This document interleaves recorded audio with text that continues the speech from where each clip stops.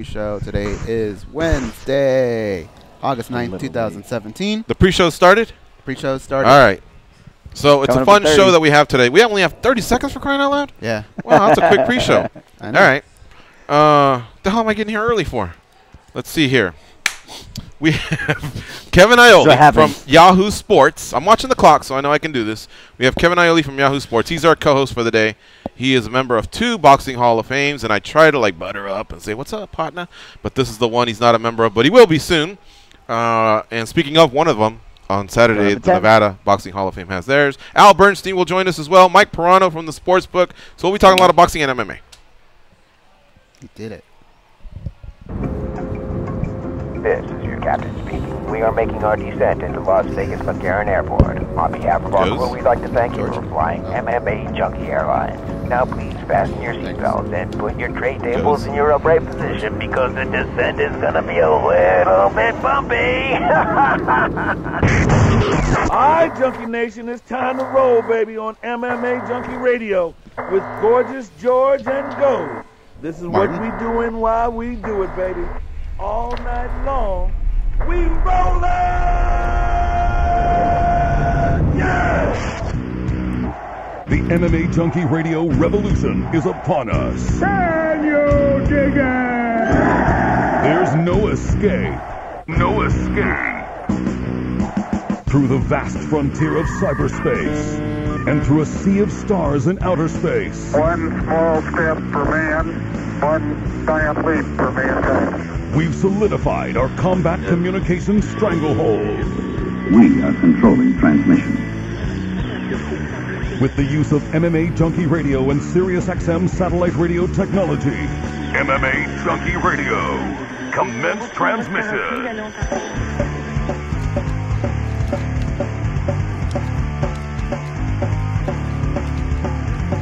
Live from MMAjunkie Radio HQ in the fight capital of the world, Las Vegas, Nevada. Here are your hosts, Gorgeous George and Go. From the fight capital of the world inside the beautiful Mandalay Bay Race and Sportsbook, you are listening to the MMAjunkie Radio Show, the only show that matters, and I'm your host, Gorgeous George. With me as always is the devious and dastardly Goes, our ace co-host, back east. He's handling all the producing duties. It's Danny Otto sitting to my right, Nevada Boxing Hall of Fame member and Yahoo Sports Combat Sports extraordinaire writer, Kevin Iole. What's up, Kevin? I'm doing great. We're great. Going to fist bump, I think. There you go. I was going to do the high five. Yeah, I couldn't tell. I was like, do I need to hook around or what are we doing? All right. And Goes, you know, to you. Virtual. Even though you are dastardly. Thank you. You never know, right? He'll shock you or something like that. That's why I'm glad I'm over here and not there. Have we ever shocked you? We have shock stuff over there? Yeah, that's why I'm sitting this far away. Oh, okay. Well, we're going to get you one day. We got, let me see, there's a squeezer, there's the pen, there's the camera. The Sharpie that explodes. Well, yeah. you guys shock me more with the questions sometimes. Yeah. You know, that's where the real problem comes in. Like, would you rather play Twister with Elton John, and you guys are just wearing Speedos, or what's the other one? I think the other one was Richard Simmons. That was a long time ago. Oh, Richard Simmons. Yeah. So what's the other side of that? I don't remember. Okay. Would you rather go to the McGregor? Sorry, the Mayweather's having the workout. Yeah. Would you rather go there with tape on your mouth, the electrical tape? Okay. And not say a word, so you can't answer anybody that says, why are you doing that? And you just go for the whole hour. You can still do your job. You can't ask a question, but you just wear that. You look awkward. You look weird. Right. But I'm used to that, right? So or play Twister with Elton John. You're both wearing Speedos just for 90 seconds. I need to take a yoga class, so I guess I'd have to get the black tape out and work on it. I haven't done my yoga in a while, right? Kevin, what are you doing? How come you're wearing the tape?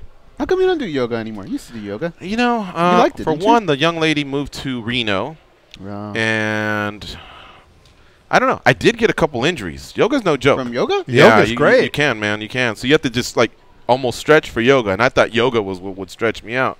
But a couple times, like my plantar fasciitis acted up and shoulder, you know.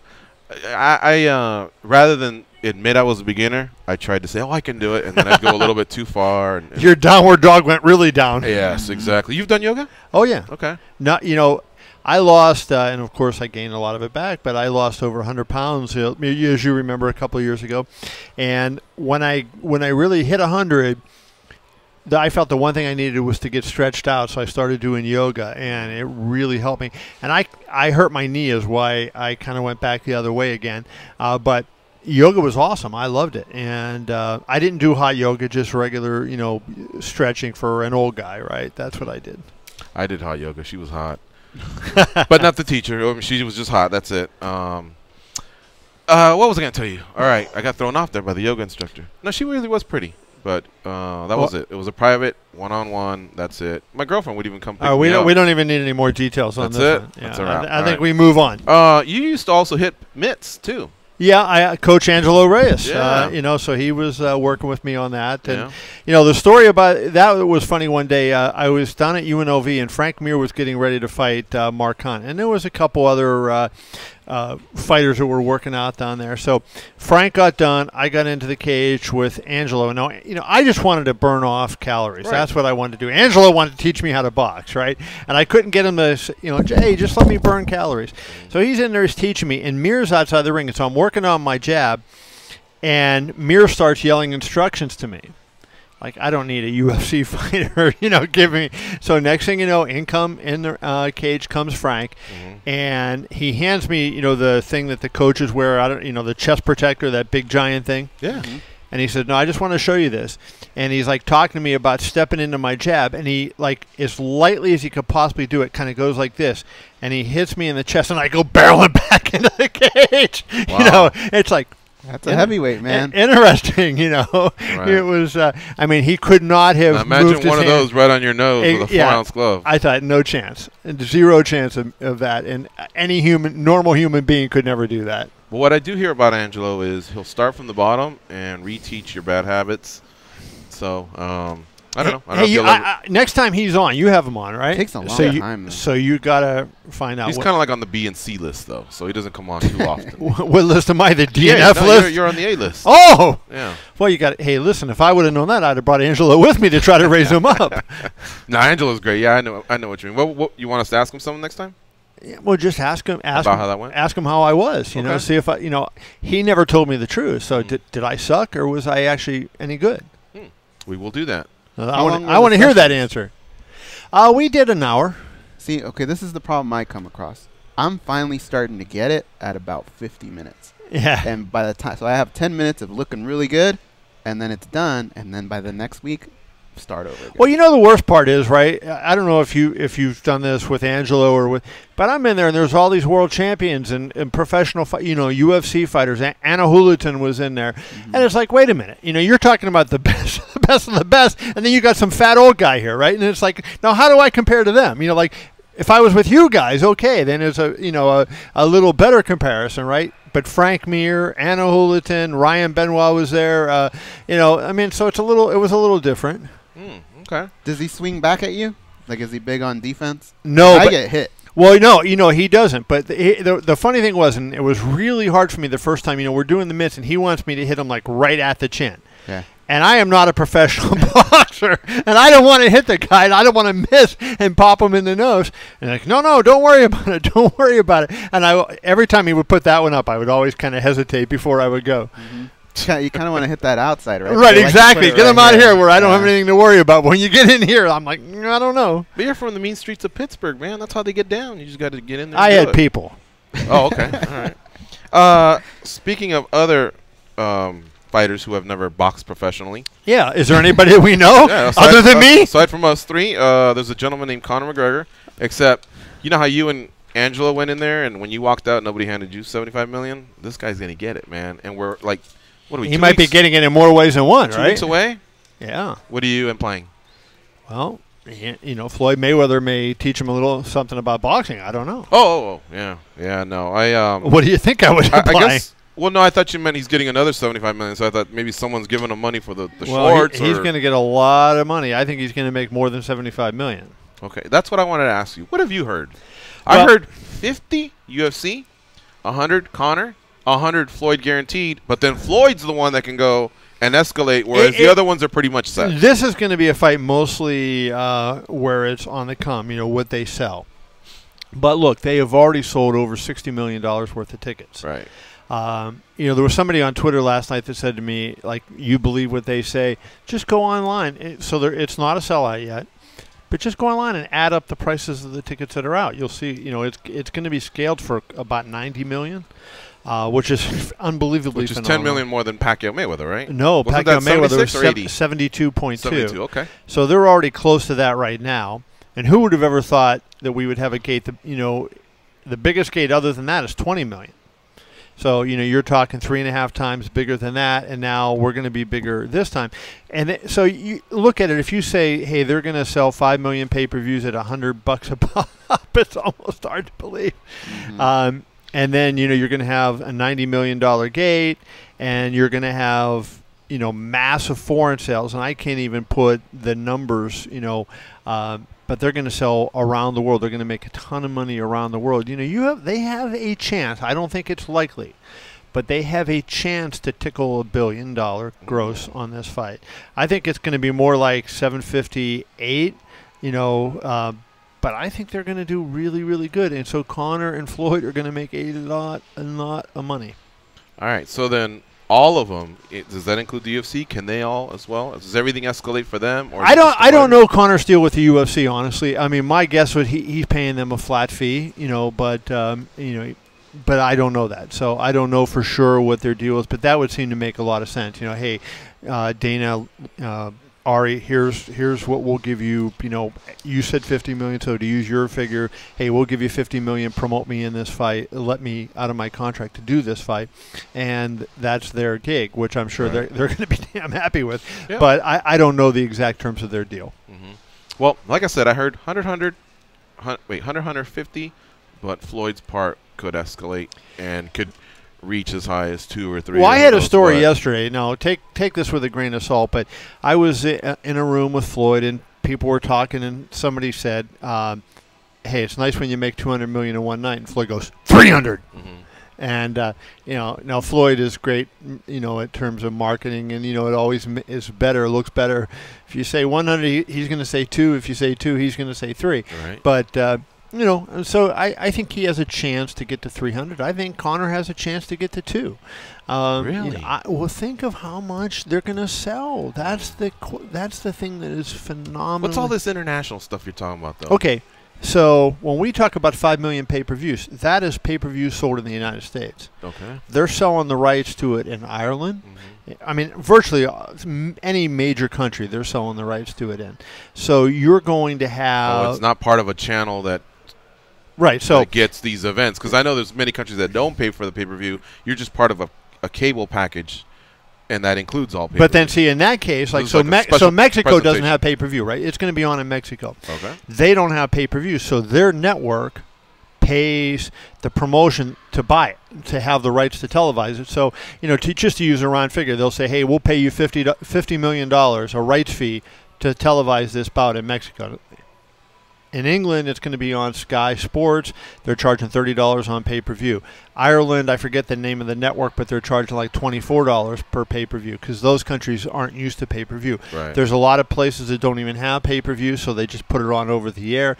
But it's going to be all over the world, and they're getting revenue from all those places, not just from the United States, Canada.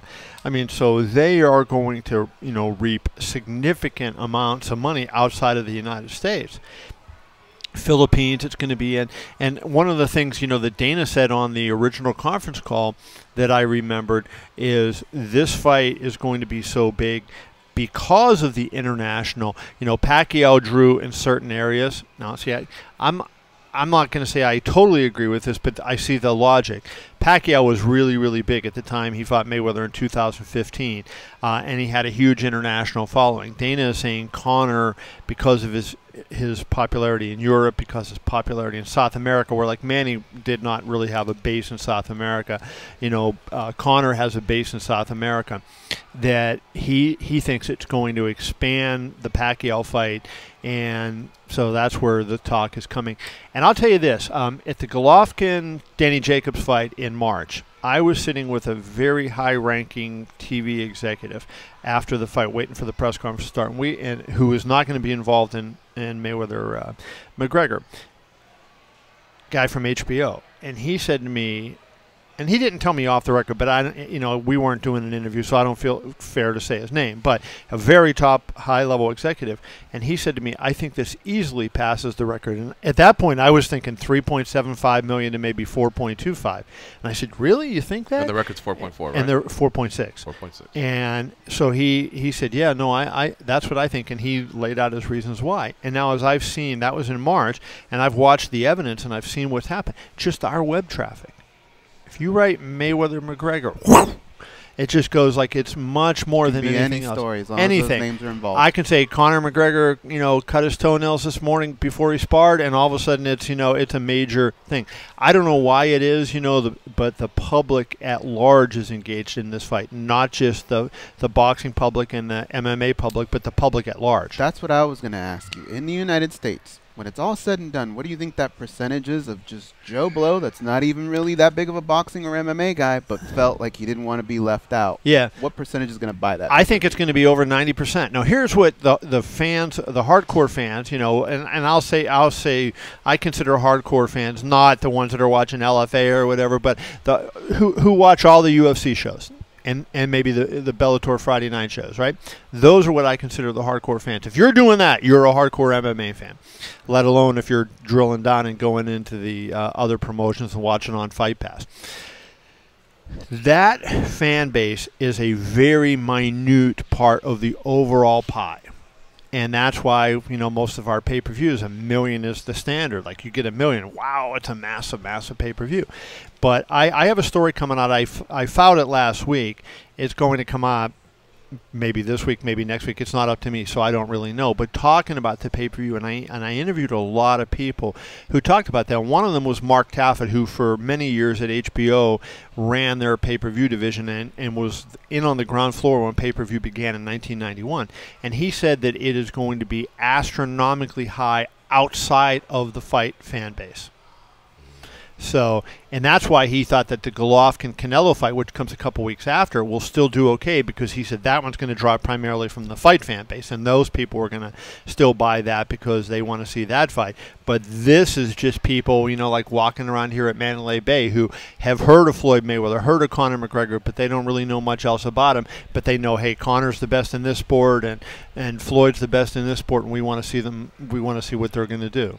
That 90%. Are people who think the fight's going to be competitive, or they just want to buy a spectacle? I think I think mostly they know it's a spectacle. It's kind of a train wreck, and but they want to see that train wreck. They want to be entertained. And I said this on many radio stations and interviews I've given. I said, some nights, you want to see a real serious drama, Schindler's List, and something, a powerful film. And other nights you go see Porky's, and this is Porky's, right? And so this might be Porky's too. I don't know, but it's that's old school there, right? Exactly. I was trying to think what would be the really going back, how to compare it, and I think that's what it is.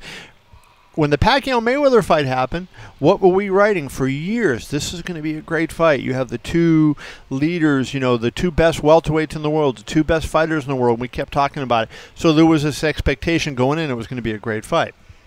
On this fight, everybody's saying Conor's never boxed. It's going to be, everybody knows what it is, but they're great trash talkers. It's just their personalities are blending, and they're selling the fight not on the premise of, hey, I'm going to watch, Griffin Bonner or McDonald Lawler or Ali Frazier or Hagler Hearns. You're just going in to watch a spectacle, and I think that that's what they're going to get.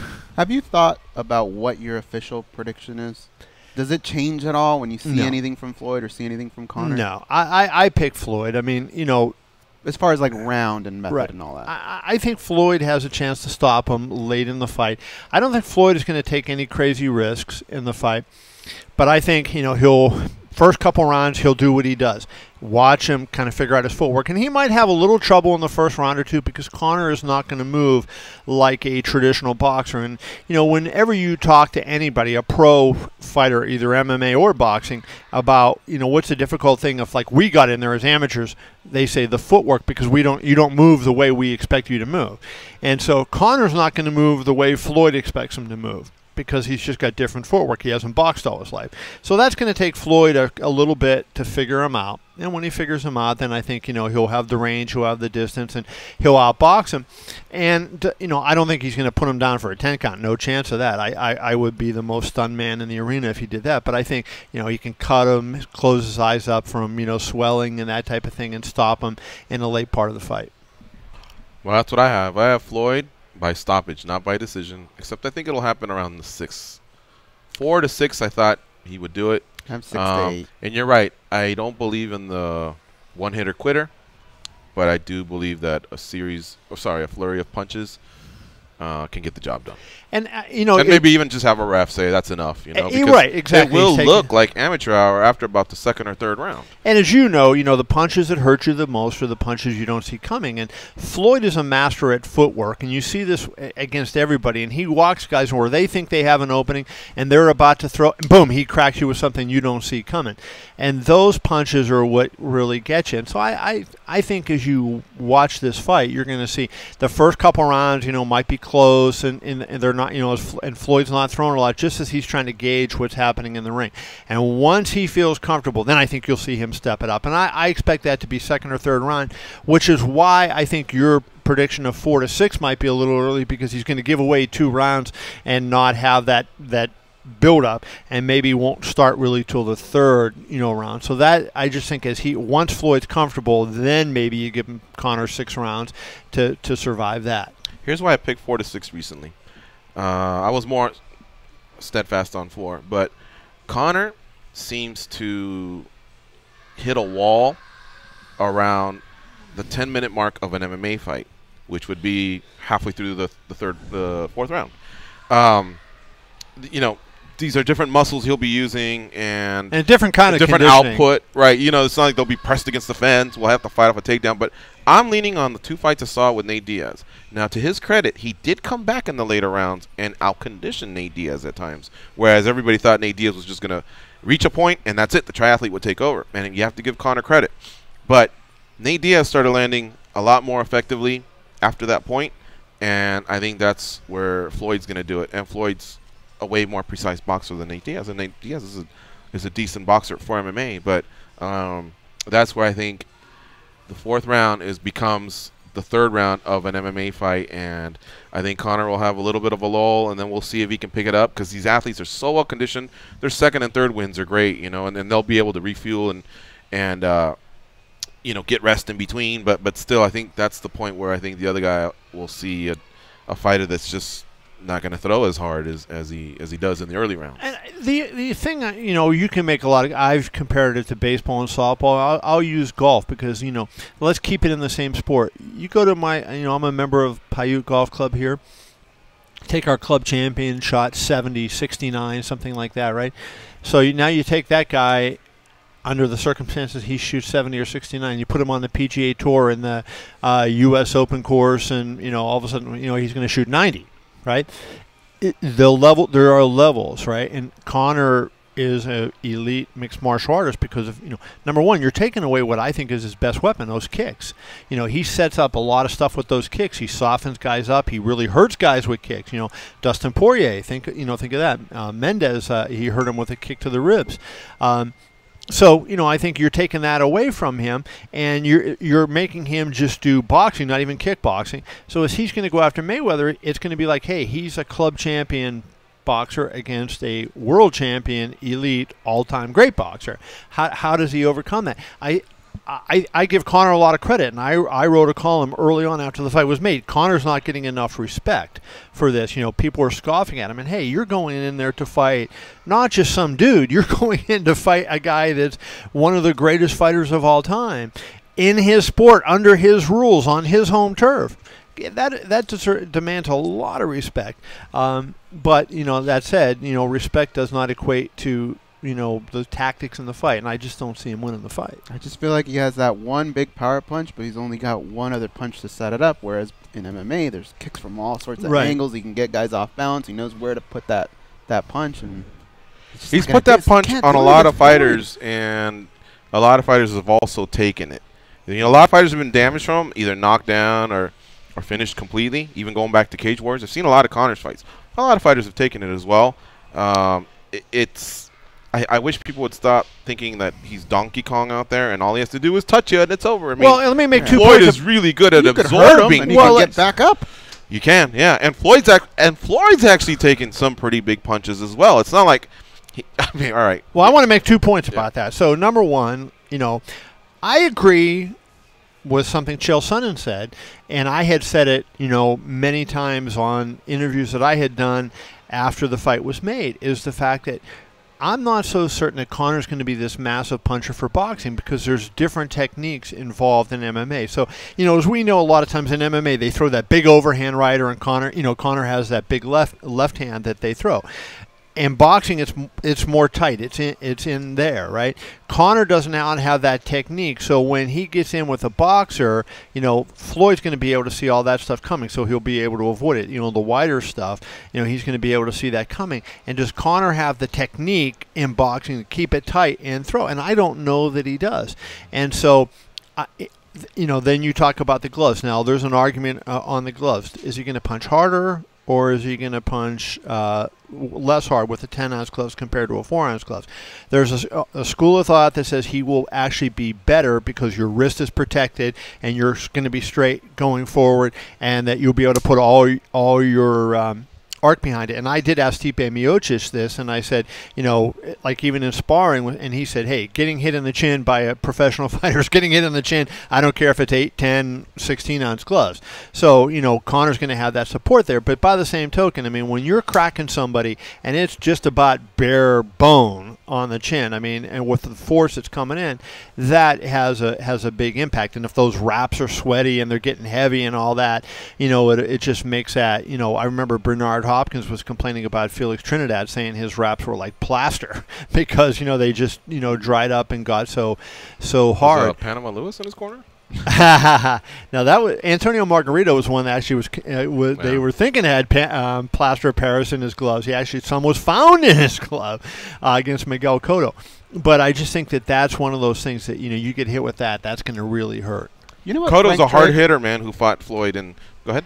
Trigg brought up a point, and he said that a lot of MMA guys don't realize that the longer a fight goes, just how heavy those gloves can be to keep your hands up. Right. He says it's the little things that you don't realize in a fight that can catch you by surprise that will ruin your night. Conor's going to be fighting somebody who's going to be very accurate and very efficient in the way he gets hit. So when he gets hit, he's going to get hit by somebody who's a lot more precise than he's used to.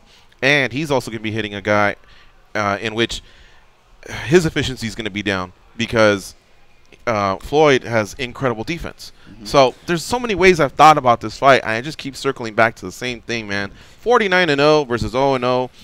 Stop it, everybody. If you just tell me you're buying a spectacle, all right, I'll let up off the gas. But if you tell me you're purchasing a competitive fight, I just don't see it. I don't even see 1% of that. I don't see it, man. And it's just as ridiculous if Floyd would have come to our sport and think he's going to win a decision or KO or whatever. If Floyd came to MMA, I would say have the ambulance, have the engine turned on, have the guys, because he's going to be on a stretcher within 25 seconds of the start of the fight. It's just, they're different sports. Different sports. And it's just, it does not mean that one's better than the other. It means that, hey, if they're both great sports. Right. Hey, if I go out there and I'm the Wimbledon tennis champion and I play in the Masters in golf, I mean, I'm going to come in last place, and vice versa. It's just they're not the same thing, and you can't expect somebody to be, outstanding at both of them. So, hey, I give, Conor credit for taking the fight. And how does Conor win the fight? Like, what would his thing be? Well, I guess the one advantage Conor would have over Floyd would be in the clinch, when they're inside in the clinch. But he's not going to be able to fling him around like, some MMA people think, because that's a violation of the boxing rules. And he'll get points deducted, and if he does anything too bad, really get fined. Now, does he try to rough him up? Of course he is. I think he's going to, try to sneak in, he throws a punch, maybe try to flip up an elbow in there, and, try to, beat him up as much as he can. But of course, Floyd is going to be on the lookout for that, and you have to think the referee is going to be on the lookout for that as well. I think his most dangerous weapon is just throw his hands up, Nick Diaz style. Come on, what are you here for? Taunt him, even risk. I mean, sticking that chin out just a little bit to see if the other guy reacts and see if you can catch him. Whether it's a dirty strike, a heavy strike, just put something on him early. And that's why I pulled these odds. And we're going to talk about it with Mike Piranio, who's going to be our next guest. But we got to go to break. I'm telling you, if you're betting McGregor, bet the KO in the first round or the second round. Save yourself this other plus 400. That fighter is not a plus 400 fighter. This line should be closer to like minus 5,000 Floyd Mayweather, plus 2,500 Conor. To only get back 400 on Conor, I wouldn't do it, folks. I would pick around, roll the dice, and just call it a day if it doesn't work out, and enjoy the spectacle. All right, folks, we're going to take a break. You're listening to MMA Junkie Radio on Sirius XM Rush 93. We have Kevin Iole in the house. We'll be right back.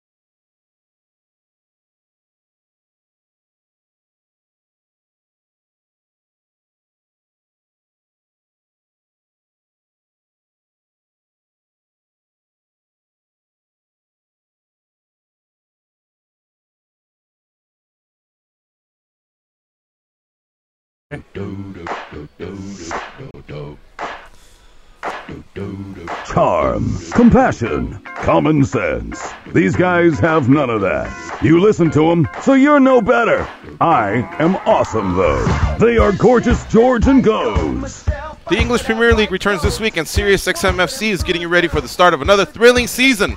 The world's most exciting soccer kicks off on Friday for the first ever time as Arsenal lines up against Leicester City.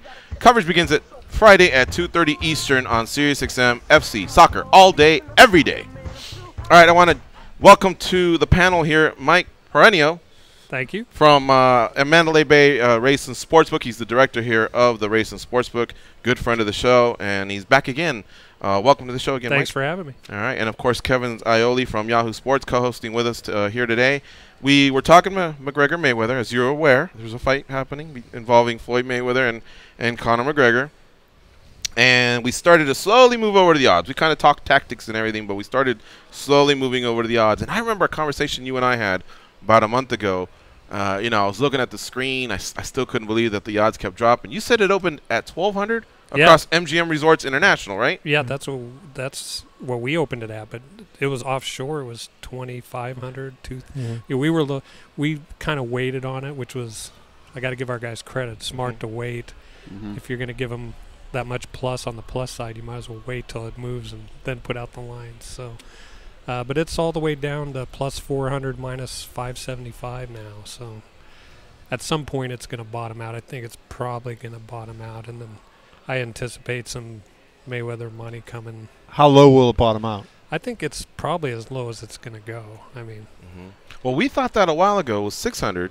Then it went up to 700 for about a week or two. Right. Now it's down to 575. So what I wanted to ask you is, are there just a lot of, like, square money coming in just little by little, Conor, or is there anybody that's would be considered sharp? And if not, is there just heavy play coming in? Is it little play, heavy play? Can you maybe sift through it and? Yeah, well, the Mayweather money is going to be large bets. Now, whether it's smart money or not, I mean, it's easier to tell once the fight's over with smart money. But the large money is considered their quote smart money, and that's Mayweather bets tend to be way bigger. The number of bets we're getting on the fight, not counting how much, but the number is 90% McGregor. But that's the small. What's an average bet, kind of? On McGregor, it's $50 or less. Oh, but it's a lot. Multiple. I mean, people that, it's kind of like with Ronda Rousey. People that never bet boxing or UFC are betting this. And they're just coming in and they don't even know what the odds are. They don't care what the odds are. It could be 2-1. They were still going to bet McGregor because they just want to bet McGregor because of the hype and probably because of these press conferences, which have a lot to do with it. And these little runs to the window, there's always a little bit of dialogue. Is it anybody that's convinced McGregor's going to win, or is it just, I'm just rolling the dice here, I'm buying a little mini lotto ticket? You know what? It's half and half. I think, to be honest with you, a lot of the people know that they're probably not going to win, but they're not going to, with any bet, typically, they're not going to bet a minus 500 in boxing. If it's just a fan wanting to watch the fight, they're not going to lay $50 to win 10. So when you're talking under $50 bets, they're always going to be on the underdog.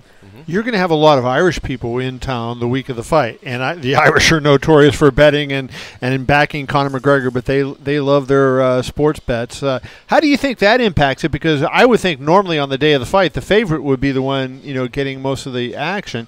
Mayweather, come down, and then you would all of a sudden get all Mayweather action. But now with McGregor having all these Irish fans coming in, doesn't that kind of play into how you have to move the odds here? Yeah, we had the same situation with Ricky Hatton. When Hatton fought, there was huge amounts of people from Great Britain that came over. I mean, there's a lot of them coming here, but the ones that are pretty big size bettors, I imagine they're betting back home a lot of times where they're used to wagering legally. So, I mean, there'll be some action, but I still think the big money, the smart money, is going to hit late on Mayweather. There's going to be people like in horse racing, bridge jumpers that say, I can get, guys bet $200,000 on a horse to show to get 10 cents on every $2 all the time. it's 2 minutes and they get 5% return on their money. There'll be some people thinking it. Wow. Doing it as a investment, so to speak. So. Can you compare the buzz around this fight to maybe going back to the Pacquiao fight? Is it on par? Is it way bigger? Or how do you compare the two? You know what? Overall, I think it's bigger. I mean, there weren't press conferences as like the ones we've had for this one. The only reason it's bigger, though, is because it expands just from. It's not just boxing, and it's not just UFC. It's people that this is a lot of the bets we're getting, especially the small bets, are first-time bets on either UFC or boxing. Is it one of those days where we got to send extra staff here, or you treat it like a normal fight? If McGregor wins, we'll need it after the fight. Yeah, to pay off. Wow. Yeah, it's really weird because, most people will say to me, what's the buzz for a fight? Golovkin and Alvarez. And it's always like, just I lived in Las Vegas for 30 years, so, I know what that's like. But then the Mayweather-Pacquiao fight, the buzz was incredible. Everywhere I went for about 6 weeks before that fight, who's going to win the fight? How's it going to happen? Blah, blah, blah, blah, blah. And that's happening now. Yesterday I was filling my my car up with gas. I'm at the pump and the guy next to me, hey, you think McGregor has a chance to beat Mayweather? And it's all of a sudden that is the kind of conversation that's going on. So I think, that when you see that, that's really anecdotal evidence, but that's why these promoters are expecting a massive, massive pay-per-view sale. When people go up to make a bet on the McGregor-Floyd fight, do any of them go, and while I'm here, Canelo and Triple G, or do they just wait for one thing to finish and then jump on the next? If they're boxing fans, they'll do that. But like I said, a lot of these people that are betting now aren't fans of either sport. The promotion on this is unique as that's ever been. I mean, this is people that hopefully it'll draw fans to both sports, but it's unique bettors that are betting for this fight that have never made. Some of them have never made a football bet. I mean, these are strictly their first bets in the sports book, and there's a large percent of those. And they're not obviously the smart money or the wise guys, but one of the interesting lines that maybe indicates where the smart money is we have a prop on the combined total of the judges' scorecards. And wait. Explain how that one's going to work. Well, they take Mayweather's score. You talking about like the 112, 108? Like right. At the end? Okay. If you get 10 points, and there's 3 judges. Gotcha. It's not so Mayweather's scorecard is 350.5. Well, that started at minus 120 over or under. Right now, the over is minus 230. Wow. And it's plus 180 on. So that tells you the typical person isn't going to bet that bet. First of all, they don't know how many points are awarded. There could be an 8-point round. So that's not a bet the average person's going to make, but that's a big move. So that's basically the you saying it's going to be 116, 112 each way, essentially, right? Right. 8 rounds to 4. Yeah, Mayweather's going to go over 350.5, and we've moved it. To be honest with you, they probably should have moved it to 351 or something. What did it open at? 350.5 minus 120. 120. Now it's and minus now it's 230. And you're saying 116 times 3. That would be 348. Yeah. And so you're talking about, two judges having a 116, 117, 111, one having a 116, 112 to go over. Right? Wow. Or go? No, that wouldn't even go over. Yeah, that wouldn't even. Yeah, 117, 111s. Right. And then McGregor's is. That's actually McGregor's unders moved a little bit. It's minus 140, but his total's 329.5. Yeah. So obviously, that's a pretty big margin between scorecards. That seems like it'd be fun to bet. Yeah, it would be, wouldn't it? Yeah. But then again, I'm subscribing to the finish, so yeah. I mean, if it's a finish, you lose. You lose on the finish, right? It's got to go 12 rounds, or it's a refund on that bet. Because you're not going to get the points. Okay. And there's the other thing that becomes a factor, and this is a lot of people think Connor's going to foul. So if you get a point deduction in that really makes that an interesting... on the Connor side of it, right? The Connor side. But on the Floyd side, he should just be banking 10, 10, 10, 10, 10. Right. If you're really set on the decision, I like the over still. Just a lot of juice. Because 120, 108 would be the perfect score, right? Right. Interesting. And you're saying it's at minus 230 right now? Yeah. Wow. Any other fun exotic bets out there? Or? You know what? We're doing Star Spangled Banner. What's the over under? 2.5 minutes? No, we're not doing that. I don't even know if they even follow that in boxing. Usually they do it in the Super Bowl, right? They've got pick the KO TKO disqualification minute of the fight, so you can take like round 1, the first minute, and get 50-1. So it's a prop where you're picking the minute of the end of the fight, whether it's in each round. And then we're also going to redo the odds every round, which we don't usually do on first time since I've been 16 years with MGM. Well, now we have the app, right? The live betting. Yeah. Right? Yeah. Okay. Well, but we're doing this over the counter and on the app. So in between every round, you can bet the fight again. So if it's the third round and like you want to get off your bet, you can get off in the third round.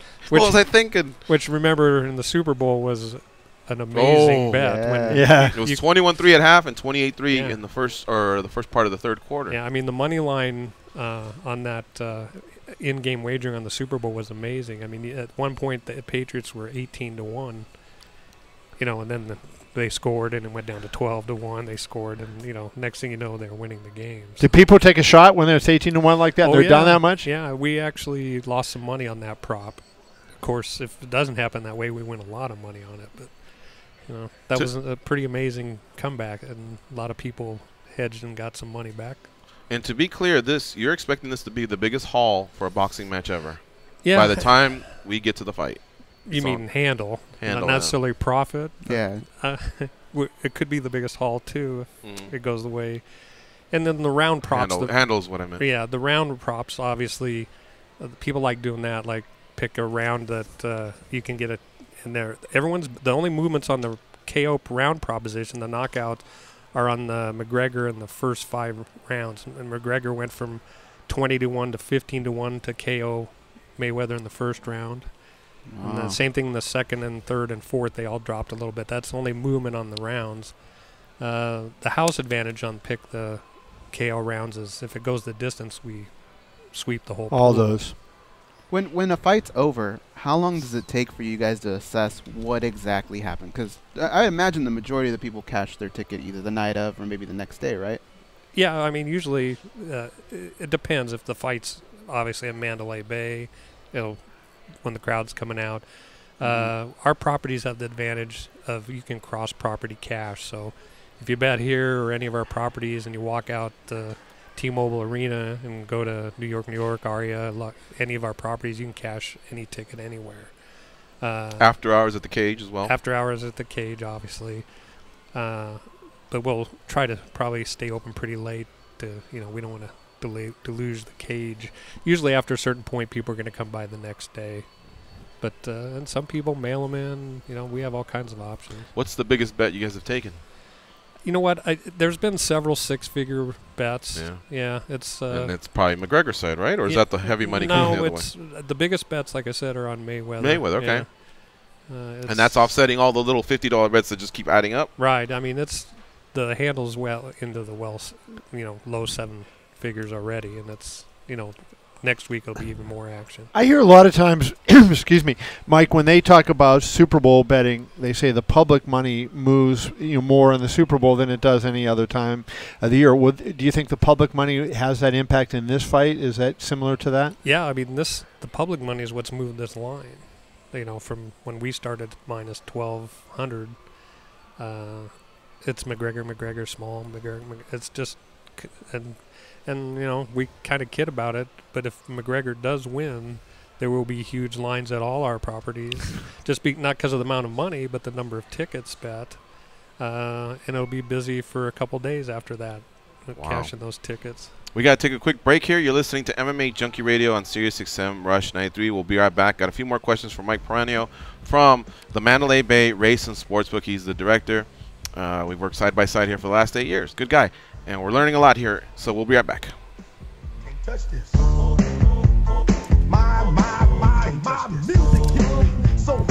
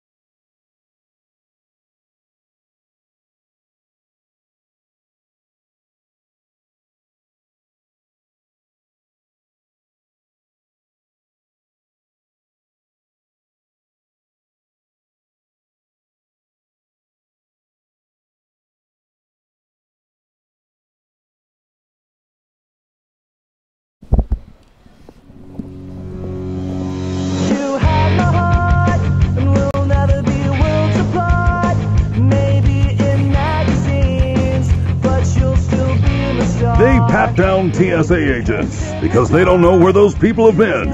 And because they can. They are Gorgeous George and Goes. And this is MMA Junkie Radio. We're joined in studio by Mike Piranio from Mandalay Bay Racing Sportsbook. He's the director, and also Kevin Iole from Yahoo Sports. We're talking the gambling going on here with McGregor and Mayweather. So my only last question, I have two more.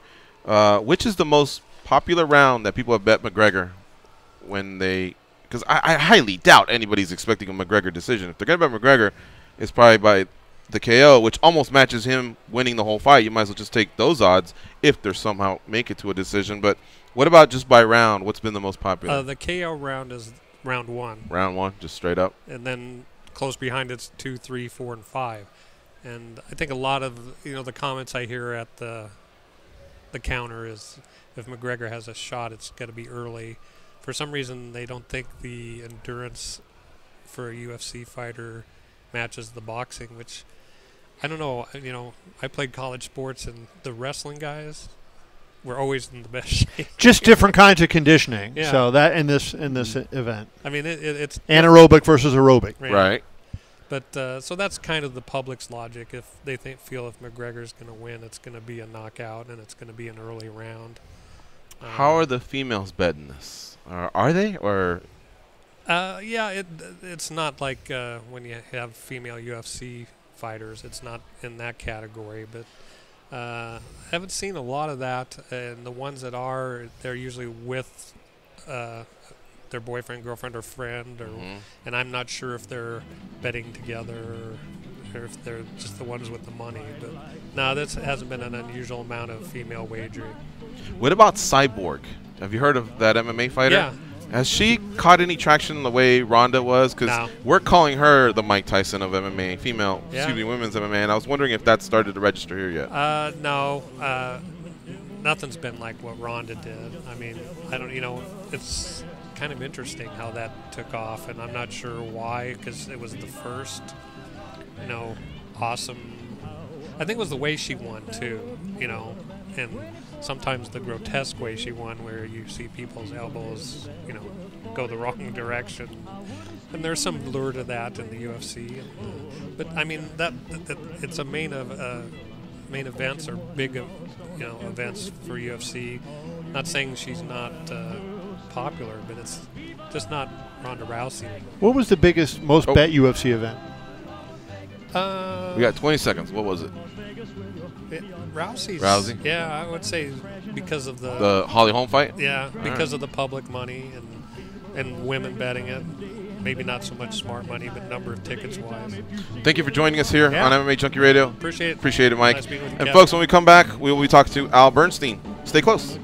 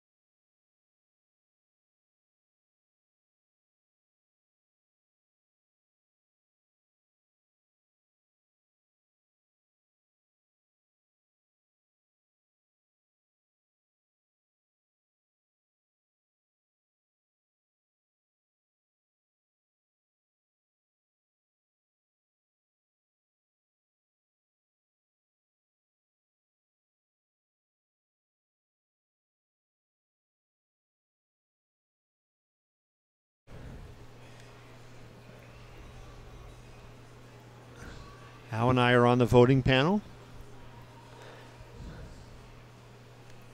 Come back at 30.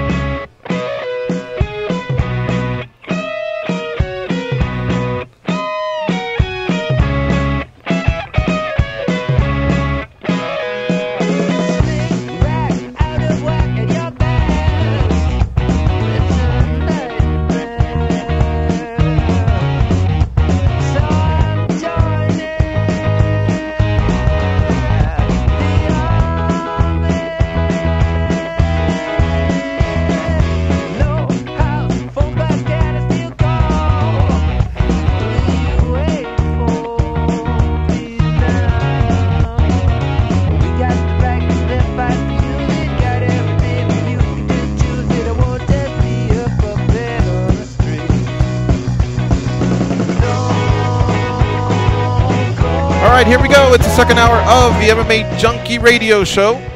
That's Goz's favorite band, The Strokes. It is. They always bring it. Can't wait for them to be in concert again, Goz. They need to tour. It's been a while.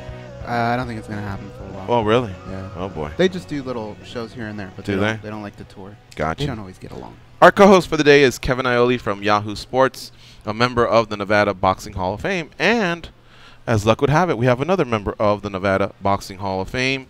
Showtime Sports analyst Al Bernstein joins us now on the hotline. Please patch him in, Danny. Hey, Al, how you doing? Doing very well. How are you guys? Doing great. Welcome back to MMA Junkie Radio. You're on with George and Goz, and like I mentioned, we have Kevin Iole here as well. My man, Kevin. Kevin, how you doing, buddy? I'm doing great, Al. How are you? Not too bad. Not too bad. Looking forward to this weekend. Well, yeah, absolutely. While I'm here, though, I'm going to serve as the role of Stephen A. Smith.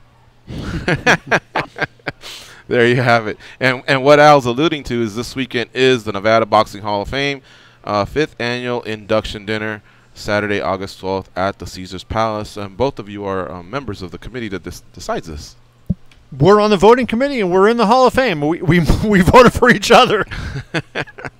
Al, of course, we wanted to ask you about, I don't know if you've heard, but a guy named Floyd Mayweather's boxing an MMA fighter named Conor McGregor. You heard about that, right?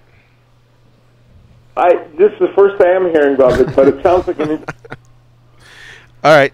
So, how do you deal with, like, I don't know if I want to call it the ridiculousness, but of an 0-0 professional boxer versus a 49-0 boxer, just kind of keeping it together and analyzing a fight that, if it didn't involve these two big names, I mean, a lot of us would be laughing off this matchup.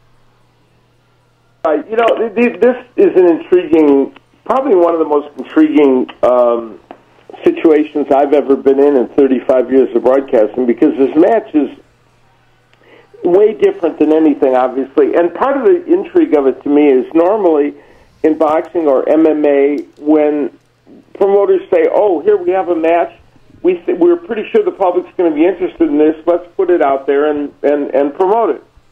This fight kind of started the reverse.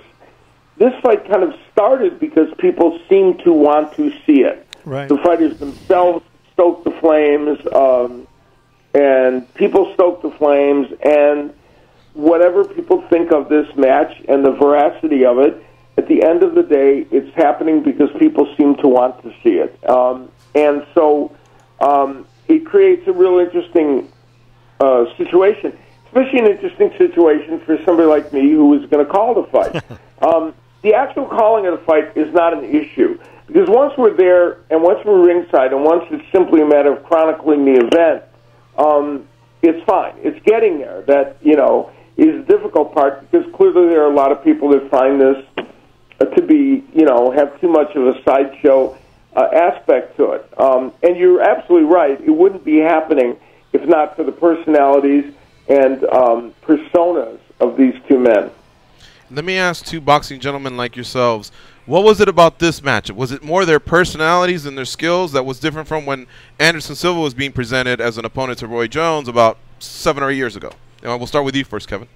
Yeah, I think it's the personalities involved. I mean, you're talking Mayweather is widely regarded and has been for, probably 17 years, since 2000 at least, as the pound-for-pound best boxer in the world. There was somebody else in there when he was retired, but he kind of had that locked up when he retired in 2015. So you're looking at the best fighter in the world on the one side, and now that John Jones is back, we could have debated. I had Demetrius Johnson before as the best in the world, and Conor, behind him. We know John Jones is the best in the world in MMA, but Conor is one of the best in the world. He's in, I think, second or third, whatever he's in the UFC rankings right now. So people were interested in that, plus the personalities just are totally what carried the day on this. Al was right when he said the public made this. It was made by social media. And this is a personality-driven fight, a social media-driven fight. So they're getting, what they want. Al, were you ever intrigued by Anderson Silva and Roy Jones, even in the slightest bit? Yeah, I think the difference is what Kevin said, and I was going to say that. Social media is the difference between going back to Anderson Silva and Roy Jones Jr. There is simply the social media aspect of this is what blew the fight up and what has, driven it. And that's the extra ingredient, that and the fact that MMA, has continued to grow. The fact that boxing is in a little mini renaissance right now. You put all these factors together, and you end up with a perfect storm of that creates this fight. Al, the one thing I would remember, a lot of people are trying to bring up freak show fights, and Ali and Will Chamberlain, as you know, almost fought. They came very close to fighting, and I got some funny stories that I've been told by people why that fight did not happen. But the thing to me that, and Ali and Noki, I think Ali thought it was a joke, and Noki thought it was a real fight, right? It was a crazy thing. But I wanted to get your take on this. I've thought about this a lot. The closest thing that I can come to is when Larry Holmes, even though it was an aging Larry Holmes, one of the great heavyweights of all time, fought Butterbean. And Butterbean was like a carnival sideshow, right? And then they fought each other. Do you see any parallels in that? You are so right. It's really funny you're saying this. This morning I brought that up to somebody. I was having a conversation with somebody, and here's the reason I brought it up. They were asking me, or it was actually last night, they were asking me about it. I actually announced that fight as well. So apparently the one common thread is if you have a wacky event, I'm likely to be the guy doing it. This could be all my doing now that I think about it. But I did that fight as well. And Kevin, you couldn't be more correct.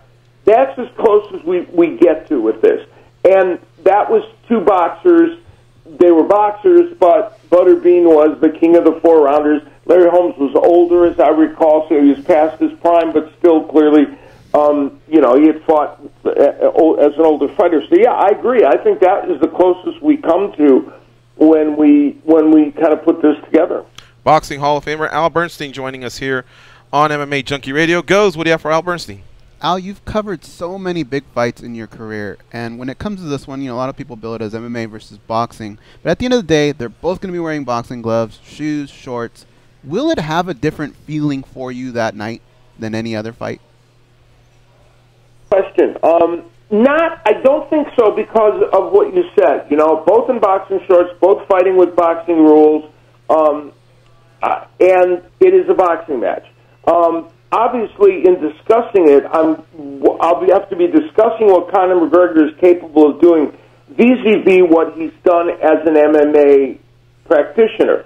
I've already had lots of conversations with many MMA experts on him, and of course watched video, and will have gotten by then anyway some intel on his sparring from Paulie, although that's a whole other story, right? It is. So it will be different because of the nature of it. But the actual doing of the fight, I don't think we'll feel like doing anything other than a boxing match because that is what they're doing. Gotcha. Now, Conor McGregor, let's just say the day before the fight, walks up to you and says, Al, you've been through this so many times. What's the best piece of advice you could give me? What would you tell him? Well, I think that's fairly unlikely to happen. But it's interesting. The one thing about Conor McGregor is clearly he's capable. He's created big events and been involved in big events, and his fights in the MMA world, in the UFC world, have been monstrous events. So he's certainly able to deal with the pressure and the all the hoopla that comes with these events. So I don't know that I could give him any advice in that area or any that would be necessary. The only advice in the ring, by then, of course, he'll have already done all his work and all his tactical work. At the end of the day, this fight boils down to a couple of things. He's physically bigger and stronger. If he can find some way within the limits of the rules, and maybe just barely within the limits of the rules, to be that kind of a fighter, which, as Kevin will point out, and he certainly has covered Conor McGregor more than I have, as a striker, that's not his first inclination, to get inside and rip off combinations and do all those things. But the people that have been successful against Mayweather have been Marcos Maidana, who I thought in the first fight that was a draw, and Jose Luis Castillo, who in his first fight against Mayweather I actually thought he won. And Emmanuel Augustus. Yeah. Emmanuel Augustus, yes. Yeah, Floyd says that's his toughest fight. Yeah, he says that's his toughest, and that would be also an example of it. Can Conor McGregor do that? If he can find a way to use his physicality, it would be helpful. If lightning strikes, again, a question for both of you, and McGregor wins by KO, I imagine, what does this do for boxing? How bad of a blemish is it on boxing? I mean, the world will be flipped upside down, honestly. I have written this many times, and I do not think it'll have any impact on boxing. This is a one-off event. I don't think it's the only long-term impact it would have will be for Conor McGregor good. Right. I don't think it's if Conor gets destroyed by Mayweather and knocked out, and as you said at the beginning when you were thinking 4 or 6 rounds, if that happens, I don't think it's going to hurt the UFC brand.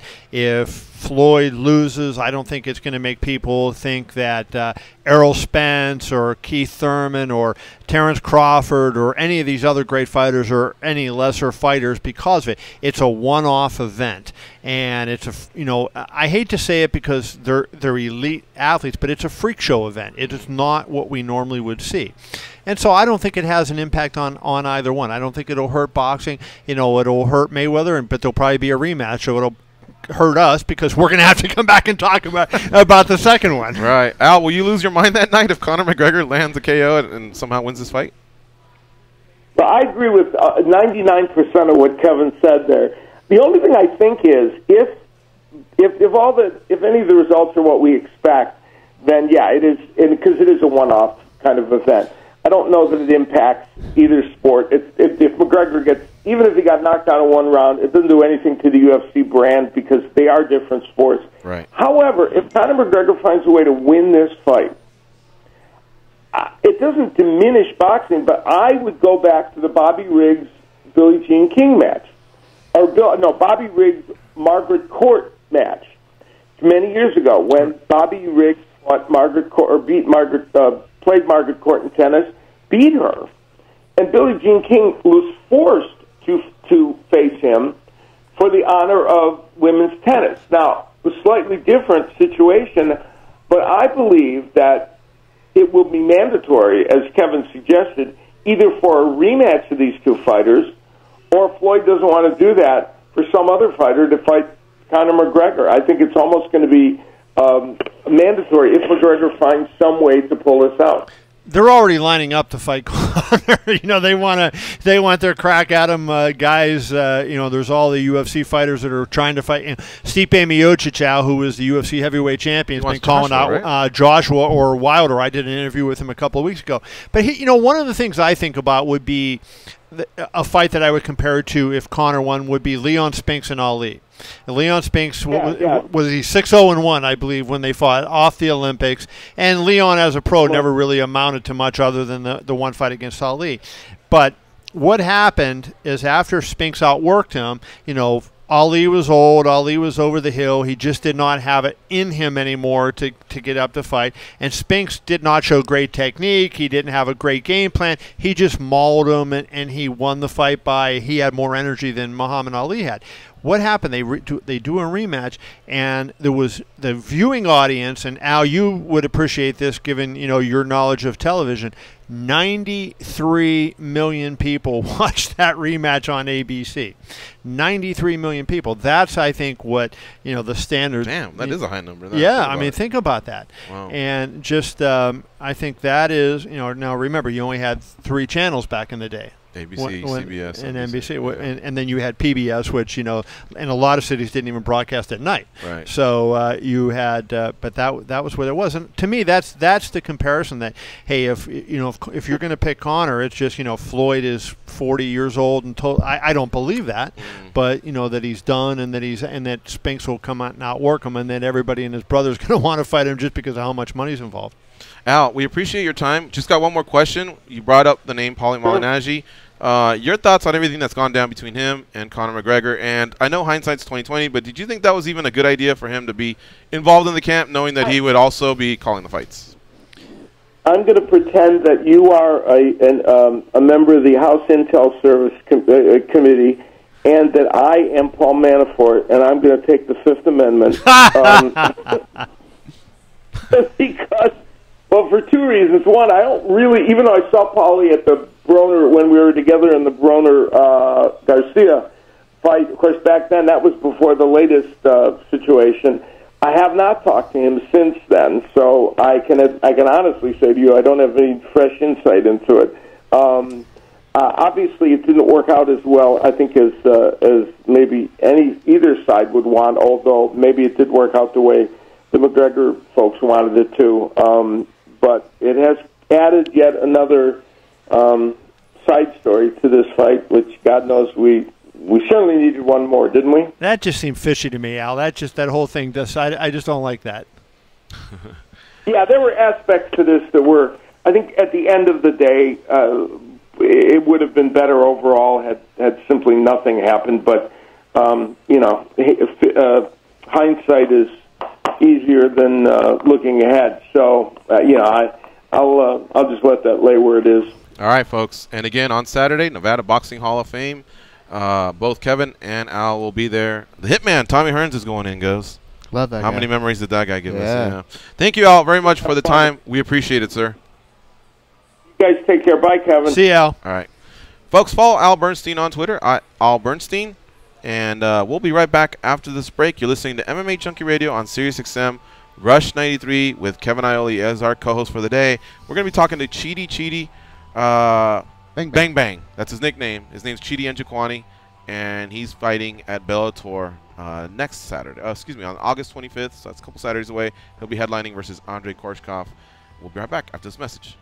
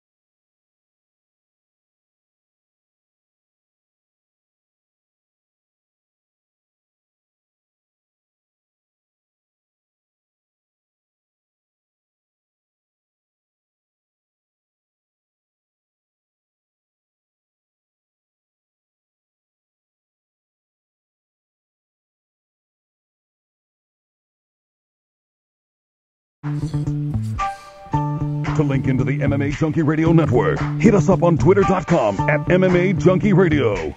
This is MMA Junkie Radio. Here are your hosts, Gorgeous George and Goes. Friday morning at 10 Eastern, join NBA Radio as they spend the day hanging with Lonzo Ball, Jason Tatum, and the rest of this year's draft class at the 2017 rookie photo shoot from the Madison Square Garden training facility in New York. Enjoy exclusive access to this year's dynamic rookie class and more on NBA Radio, Sirius 207, XM86, and listen anytime on the SiriusXM app. Man, his pops was a trip. Big time. Yeah. We got a lot of that. LeVar Ball, man. Just the way he medals. But Lonzo's been cool for the Lakers. I'm a Lakers fan, so go him. Chidi Njokuani joins us now here in studio. And, of course, Kevin Iole is our co-host for the day. Chidi's going to be fighting at an upcoming Bellator card on August 25th. And you'll be facing Andrei Korshkov, their defending welterweight champion. Of course, Lima's been ruling that division. So this is a pivotal matchup. You're in the main event, too. Yeah, it's a big fight. Get to fight the ex-champ and see where I stand in the division. I mean, this is really a huge test for you. This is your biggest fight because this pretty much tells us all, you know, where this guy sits at 170 pounds for Bellator. You know, I imagine the next step could be a world title. Yeah, we'll see. We'll see. I'm just worried about this dude for now. After I beat him, then we'll go from there and see what happens. But for now, I'm just worried about Korshkov and all the other talks. We'll get to that later. We were telling you about Bang Athletics and how Jim Lampley's a fan of you guys. Yeah. That's pretty dope. Goes has proof, right? I have proof of it. Let me play it. Couldn't stop talking about it the other day. Here I come. Bang! Do you want to throw sometime? Bang! I didn't know you guys had sponsored him. And then he's got a lot of love for you guys. Anthony's got a commercial too. Does he? I've heard the one with Anthony and Njokuani. You guys want to hear that one? Yeah. I grab a dog and I choke him and I kick the shit out of him. and I all day long I put up a dog's ass. Bang, bang, bang, up his ass. Kind of a weird. I don't know how he did it. But it is, yeah. That's great marketing. All right, so listen, just because it was a talk today, and I know you're probably being driven nuts by your friends and everything, but what are your thoughts on McGregor and Mayweather? Are you interested at all? You know, it happens one day after your fight. Yeah, so you'll be free and clear. Your schedule's free and clear. I'm interested in a way. Not like I think it's going to be competitive at all, but I'm interested in just seeing how Mayweather's going to win. If you don't think it's going to be competitive, then why would you be interested? I don't know. I just like results. It's a spectacle, right? I don't really watch fights. I just like to see the results and hear what happens. I've heard people say they just don't want to be left out of that conversation that night. Because a lot of people are going to be talking about it. Oh, yeah. Well, isn't that why a lot of people do tune in? Because they just don't want to miss it. And fights like the one you referenced during the commercial, Buster Douglas and Mike Tyson, you know, I've just been proof along the way. Let's go outside of boxing.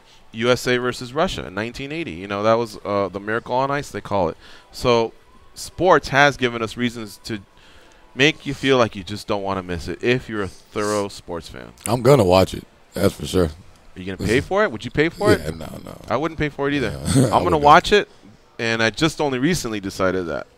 But I wouldn't pay for it. Yeah. I'll go to someone's house, 24-pack. You weren't even going to watch it I'll before? contribute, but I don't want to pay. Kevin, would you pay if you weren't involved? I would, because I'll tell you why. If I wanted to watch it, and do I want to watch it? I would rather see McGregor fight Tony Ferguson. I would rather see him fight Khabib. Me too, man. I'd rather see Floyd Mayweather fight Keith Thurman. Yeah. But if the fight were happening on Saturday and I wasn't covering it, I would pay him, and I'll tell you why. Because I think the fighters, I support the fighters, and I want to see them make as much money as possible. And so I used to say that too, bro, until Pacquiao and Mayweather was a letdown, man. It was a letdown. But hey, I was on your show, and I told you what kind of fight it was going to be, right?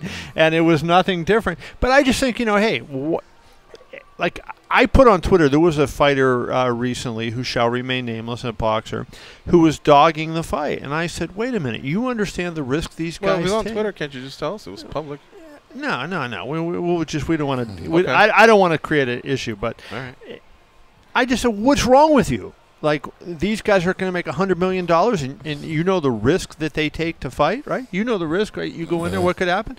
And so if you can make $100 million, Why should I say, well, I have a moral objection to you making $100 million bucks? No. So that's why I would pay it. I would say, you know what, this guy, he's done a great job, and I'm a fight fan all my life, and I wouldn't want to steal the signal, or I would not want to. I would say, here's my $100. God bless you. I do think it's dope what McGregor's doing. I feel like maybe this can actually open up a lot of doors for MMA fighters. I am happy for him. I'm happy for MMA fighters. He's doing everything the right way. It's more to do with Mayweather. I don't despise Mayweather. I just don't like the way he's fought the last few years, and I've fallen for it. I finally went and saw him in person as a fan, and it was the Guerrero fight.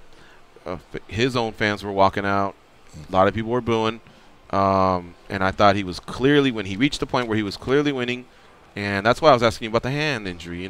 How afraid is he that he won't be throwing it when he's clearly damaged the other fighter? He's more well-conditioned than the other fighter. He's more skilled than the other fighter. Why won't he go out there and do what a great boxer should do? You mentioned Keith Thurman. If I'm not mistaken, I saw a great fight with Keith Thurman.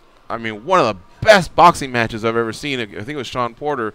Early 2016. That was in June of last year. Why can't all boxing matches be like that, dude? Oh man! And so that's the frustrating thing, Kevin. Like $100, the matchup. It involves Mayweather, his style. He's so comfortable with just cruising. Man, that ain't for me. I know a lot of people don't like it, and I'm going to say two things, both kind of in support of him. Number one, I mean, there are a lot of people who like the art and the skill of boxing. The slipping punches, the getting out of the way. Like, there's a lot of people who enjoy that aspect of it. There's a fighter, a two-time Olympic gold medalist named Guillermo Rigondeaux. He was 460-something and 13 in his amateur career, and he's undefeated as a pro, world champion. He's just a phenomenal defensive boxer. But you have to be a hardcore boxing fan to appreciate what he does. And the public doesn't really care for him because he doesn't do what you do and what other fighters do. So, there are people that appreciate Mayweather. The other thing, that the point that he has made is that, hey, I'm there to win. I'm not there to please you. If you choose to buy a ticket to come see me, that's what it is. And he talks about the brain trauma and the head injuries, and he's aware of that. So that's a valid point. When people talk about that, I do tend to at least accept, that. That one of the most amazing things in his career, I was sitting next to him, as close as I am to Chidi right now, and Tim Dahlberg of the Associated Press asked Mayweather about fighting Pacquiao, and Mayweather at the time thought Pacquiao was using PEDs. And so he stood up and gave the speech, and he ran around the room, and there was about 10 or 12 reporters in the room, and he was talking about, do you care about my brain injury, and will you pay for my kid's education, and will you do this, all these different things that he talked about. And, you understand it, like, hey, it's great. I love, my favorite fights, are all the Hagler-Hearns type fights and Ali Frazier 3 in boxing. But then you think of... we forget, the fight ends, we turn off the TV, and we go on to our regular lives. And guess what? That fighter lives with that brain trauma. So I'm not saying that that's my style that I want to watch, but I understand his position. Yeah, and like you were saying about the Thurman fight, I'd love to watch those I'd love to watch those fights, but to be in that, I'd hate to take that type of damage. That's why I always said, back in the day, I would always say, I would hate to win the fight of the night bonus because that means that you took a lot of damage too. Yeah. So true. Yeah, I agree with you there. This fight here could possibly break a record for Floyd Mayweather for the wins. Do you guys give that last victory the type of credit you would as if it were somebody else, a big-name boxer? Me, no. I mean, I just say Floyd's history and his place in history is already established, and beating Conor McGregor is not going to affect that. So, because he went from 49-0 to 50-0, facing a guy who never boxed before, is not going. Even if he loses, you know what? If Floyd Mayweather loses his fight and he gets knocked out in the first round, and Chidi wins his bet for 15-1 on Conor by first round knockout, even if that all happens, the day that I get my ballot, the second I open it, I'm checking Floyd Mayweather's name on the Hall of Fame because he's one of the greatest who ever did it. So his legacy is set, and nothing that happens in this fight is going to impact it positively or negatively. I liked Pretty Boy Floyd. I think of his first 26 fights, he got 21 of his knockouts. Yeah. I think he's gotten another 5 in the last 10 years or so. But I remember him being a medalist. I think he was a bronze medalist, if I'm not mistaken. Yeah, he got one of the worst rip-offs in Olympic history. Man. Yeah. But I liked his uncle when he boxed. You know, he was the original Black Mamba, not Kobe Bryant, who became the Black Mamba in the 2000s. But you know, I don't know him, so I want to believe what you're saying about brain trauma, because for sure that exists. But at the same time, I also feel like he's just comfortable making a ton of money and cruising to the win and not worrying about the fans. And maybe that's the turnoff that actually makes fans also. There's a legion of fans that also buy it to see him get knocked out. Not right, of course they're his fans. So he may just know the perfect buttons to push. And to that, I definitely commend him as a business person. Do you think he got to the point to where he knows that if he loses, then nobody's buying in on the Mayweather show anymore? Oh, no. Because if he loses, he's going to make double for the next fight. How big for the next fight after. You know, but possibly a third. Yeah, I mean, depending on how that would go, but yeah, at least another fight. No, I think he knows that. But you know, here's the thing: he puts on a show, and say what you want about him, you know. And there's a handful of guys that do this. Ronda Rousey did it. Conor does it.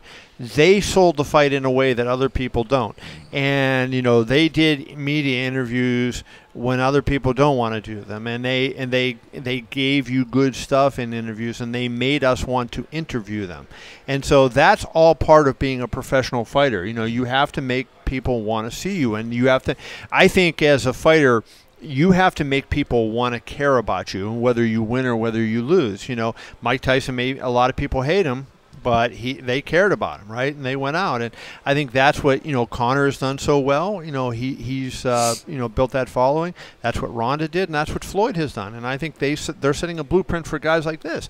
You know, they go out there. Hey, if you really want to establish your game and you want to go out there and get fights, you know, above your pay grade, so to speak. You know, and I don't mean that to demean your talent, but like, hey, if you want to, then make people want to see you, make people talk about you, make people like us want to call him and interview him all the time because he's such a big, you know. I do think the way that they talk in the media and how they deal with all that, it is a skill in its own. Like, yes, it is. Not every fighter knows how to do it, and when you see a fighter that's just trying to go off of what they're doing, it comes off cheesy and it just doesn't look right. So I think that is like a talent that they have, and I don't have that talent. I post on Instagram probably once a month and shit. Kevin, I know, let's just say you didn't have to cover it for work, okay? We know you're willing to pay $100 to watch it. How much are you willing to take to not watch it? What would that price tag be? Same for you, Chidi. Can we just never hear the results at all? You got to wait about 1 week. A week, yeah, before you actually know what happened. Hey, you know what? I mean, you pay me. So let's see. We're talking. It cost me $100.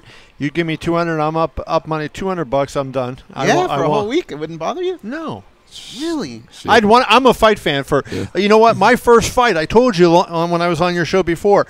1965. I saw Sugar Ray Robinson, the greatest boxer who ever lived, in person, and so I've been a fight fan ever since. Boxing and MMA, and I like, you know, virtually every form of fighting. But you know what? At this stage of my life, you give me a profit, and it doesn't have to be a big profit. I'll take my wife out to dinner and say thanks, Ghost. Hey, yeah. How about you, Chidi? Buy me lunch, and I'll be cool for lunch. Like Chipotle. Oh, we can rally this up on PayPal easily. Yeah. I mean, it's not that big of a deal to me. I understand why it's a big deal, but like, I don't watch fights, like, period.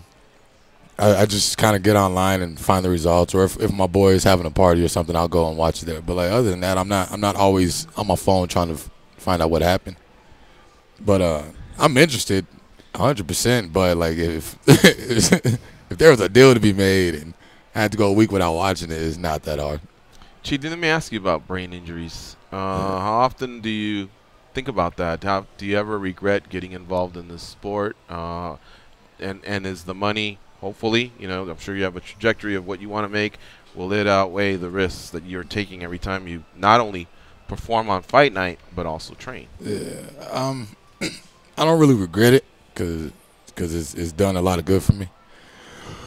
But I do think about that a lot. I do think about the injuries. I think about the boxers that are dying recently. Like, it's crazy to me. And for instance, if I were to have a kid, If they were trying to get in the fight, I'd encourage them not to. But I'm not just gonna go out and say it's the worst thing to be doing. But I mean, I think about it a lot, and I see people in the gym getting dropped left and right, and it's like that can't be good for them. Like, it can't be good getting rocked and then taking a little break and then jumping back into sparring like that. I don't.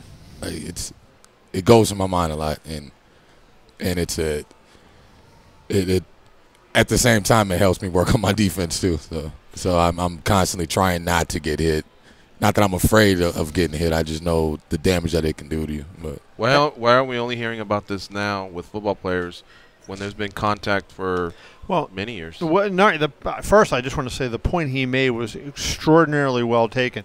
The gym is where the big problems are. It's not really the fights, It's what they do in the gym, and it's unregulated. There's nothing you can do about it. And, I know Nevada said a few years ago when 2 fighters died in 2 months that they were going to work on the gyms, but there's so many gyms and so small staff. And the public could say, oh, yeah, but they should just, increase the staff. Where's that coming from? That's tax money. You want to pay more taxes so that there could be Nevada Athletic Commission people in every gym in Las Vegas and then have somebody there during all open hours at the gym? No, it's on. So, but that's where it is, and you need good coaches to say, and so like somebody like Chidi, as he gets experience, has to say, hey, to the younger guys coming up, be careful how much you spar. Don't, here are the tips. And I think that is the real big issue. The gym is where there are so many guys that they develop injuries in the gym that they bring into the fight, and then the fight just puts them over the edge. So I certainly think that. And as far as like, are we talking like, say, not going into fighting? I would be more afraid if my young son now, given what I know, said I want to play football than in a fight game. And I have a problem with the NFL because they hid they had information, scientific information that they knew about the risk that the players were taking that they hid from the players. At least in fighting, the one thing is going in, this is going to be a risk for me to take. And you make that decision for whatever reason you make it, but going in what the risks are. In the NFL, they did not know that. They thought their heads were protected and all that, and they come to find out, guess what? And, if you get beaten up too much, the referee's going to step in and say, hey, take a break, and then you're suspended for several months. They don't do that in the NFL. And that's where I have that problem. Did you see that movie with Will Smith? I did, and that movie changed my outlook. That was Mike Webster, Steeler, right? Oh, of course, one of the main guys that they focus on. Did you see it? Yeah, he's good. Dude, great movie. I sat there and thought, wow, that was a real eye-opener for me as well. I wrote a piece on my own personal blog last year. I am a longtime Pittsburgh Steelers fan. I love the Pittsburgh Steelers, and I read about them, but I hardly watched any games because I just felt like, man, what the NFL did to these players, and they did it. They screwed these guys, and they held this information back from people. It was hard for me to support it. I'm still a Steeler fan now. My heart is always going to be with the Steelers. But for me to sit there and say, yeah, I'm going to watch them, it's hard. I want to get back into it this year because I love the games, but I love the athletes being able to live their lives to a normal completion and not, lose their minds when they're 45 or 50 years old. Chidi, you got Andrei Korshkov coming up. This guy likes to bang just like yourself. Tell me how you get the job done. What round are you going to take him out in? Halfway through the second. Yeah? Halfway through the second? Nah, I mean, I don't know. I'm just going to go out there and fight my fight.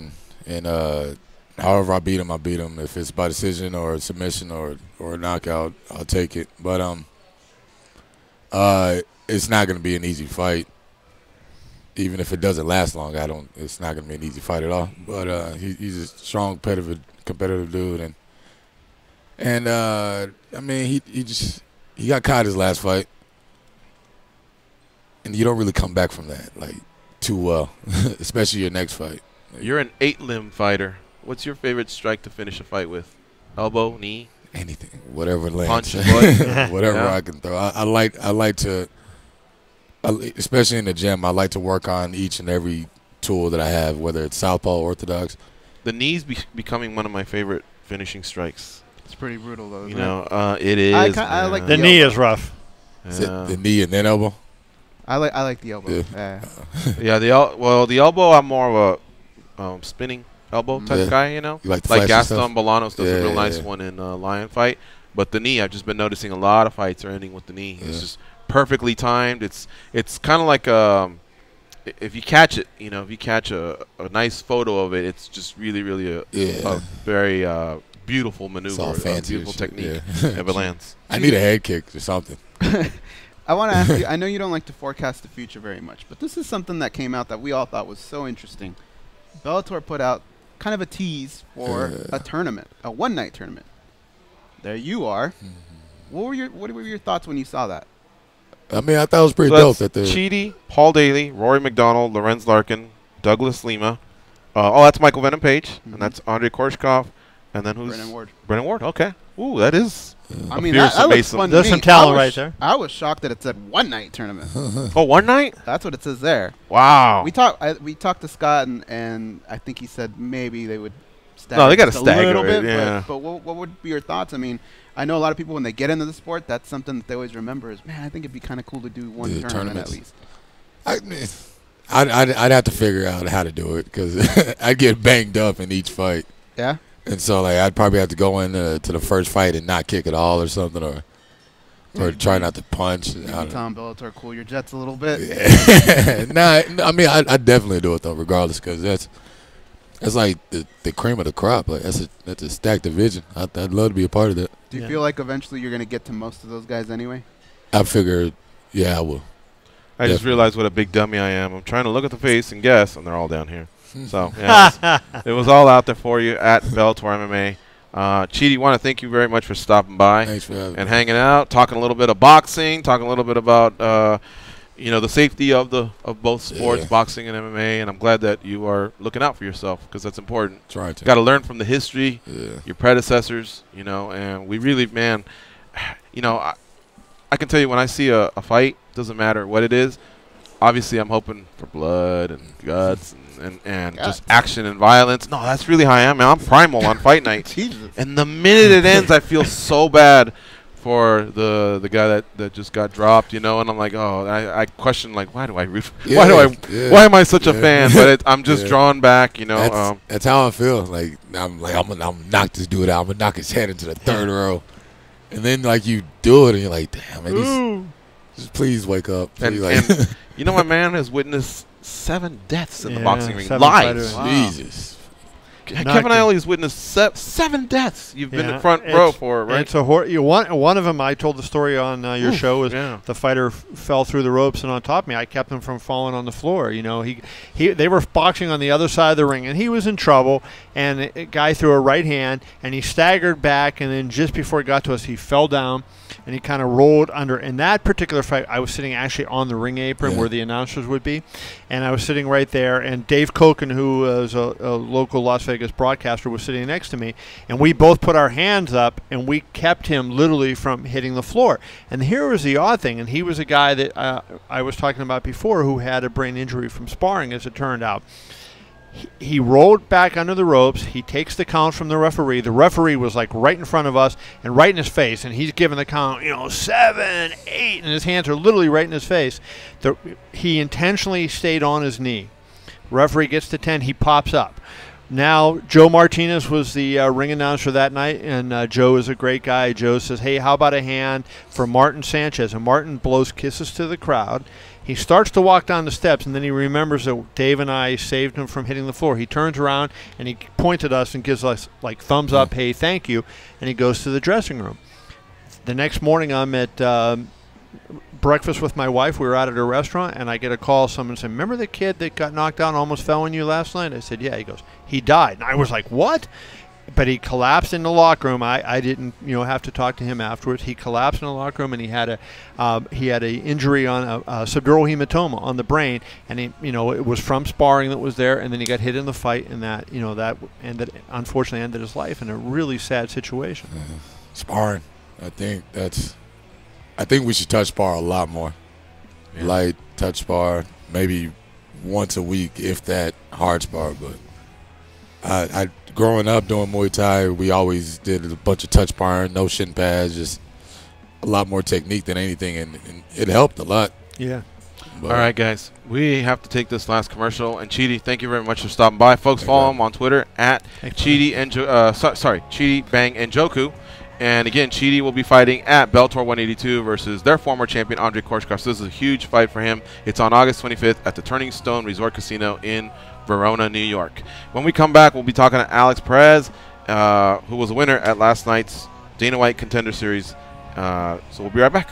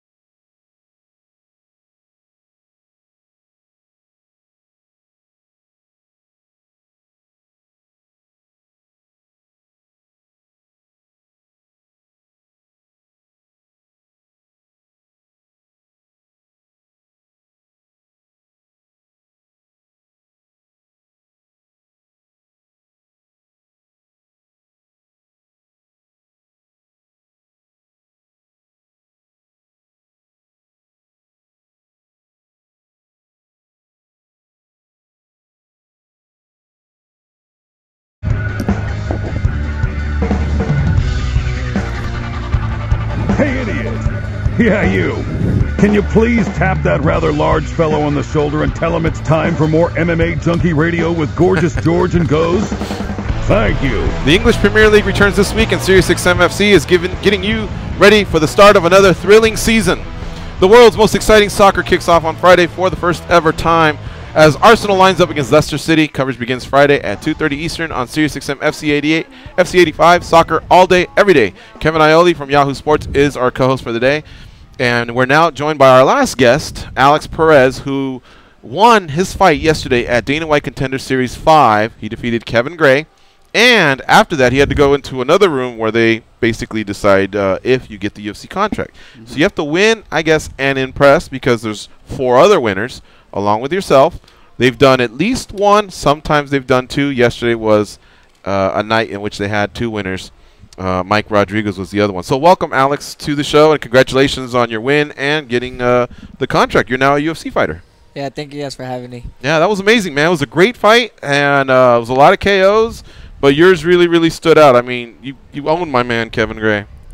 It was a good fight. You know, good fight for me stylistically, and I had fun, you know. And you're a veteran of 20-plus some fights, but this was a different type of environment. I'm sure there was nerves. The big boss Dana White and the matchmakers were there. But, you know, really there was maybe 100 of us tops, you know. You've probably fought in front of thousands. Yeah, it wasn't too nervous. I fought in front of him one time before, and looking for a fighter, the CFFC show. And I was really nervous for that one. And this one, I kind of just like, had to take it like it's just another fight. So I wasn't too nervous. You know, I knew I did everything I needed to do. What about the process after? I mean, you get the win. Doesn't mean you get a contract. What were the nerves like waiting for that response? I was pretty nervous, but at the same time too, I did what they wanted. They said I needed to finish, and and it came pretty fast. I was trying to be exciting. I wasn't trying to take them down or anything. I tried to knock them out or choke them out. So when I got the finish, I thought I had got the contract. Do you watch all the remaining fights kind of thinking, hey, slow down there, kids? A little bit. I was kind of happy. Okay, I'm the only one that got a finish. And then all of a sudden, I see a flying knee. I'm like, oh, man, it's going to be a hard one to beat. But I was happy they gave out 2. They did. You and Mike Rodriguez. Mike Rodriguez's KO was amazing. And this is the second week in a row where the Contender Series has ended with those type of KOs. Last week, Phil Hawes got blasted. What was the gentleman's name? Do you remember? I remember Phil Hawes was the wrestler out of Iowa State, but he got served up pretty bad. I keep saying it's been a home run. Huh? Same spot, too. It's been a home run for the Dana White Contender Series, and it's every Tuesday here at the Tough Gym, right next to the Palms. You see a lot of great action, including here are the winners for yesterday. Julio Arce won that fight. Alex Perez, Mike Rodriguez, Ricky Simon, and Shelton Graves. So 2 of them made it to the UFC. We're joined now by Alex Perez. Mike Rodriguez was the other one out of Joe Lozon's camp. So it's been really, really fun doing that. We're going to do just a soft exit right now. We're going to stay just 2-3 minutes of overtime because we're joined by Alex Perez here in studio. And I just got to ask him a couple more questions, and I want to get a good street fight story out of you. Because we asked all of our in-studio guests for a good street fight story, so don't lay an egg. All right, folks, this is a quick exit. And again, we'll be right back. We're just going to stay 2-3 minutes, and then we'll be out of your lives. It's MMA Junkie Radio on Sirius XM Rush 93. I'm gonna keep on the run. I'm gonna have me some fun. It cost me my very last dime. If I wind up broke, well, I'll always remember that I had a swing in time. I'm gonna give it everything I've got. Lady, you guys clear for overtime. Did I ever ask you this? Did you ever meet Elvis? No, never met Elvis. No? Elvis died when I was a senior in high school. Wait, you said you've been here for 30. Elvis died in '77. Yeah, I suppose you're right. Yeah. Okay. So you've been in Vegas for 30 years. Yep. So okay, never crossed paths. Gotcha. All right. Alex Perez, share a good street fight story with us. Oh man, I say you're from Central Cali, right? Yeah, Central California. Like the mean streets of Fresno or something like that? No, I'm actually 45 minutes south of Fresno. The mean streets of Bakersfield? Lemoore. Lemoore, okay. Yeah, probably the where closest. Tachi Palace is at? Yeah. Okay. That's my hometown. Are you part Native American? No. Okay. My favorite story probably I was in junior high, I think, and this kid. I've always been small as guys, talking a whole bunch of trash. And Alex, by the way, is a flyweight, so all right. This guy's probably, I'm like 100 pounds. This guy's probably like 150, 180 pounds. Comes up to me and just slaps me. For no reason? He was just trying to be a dick.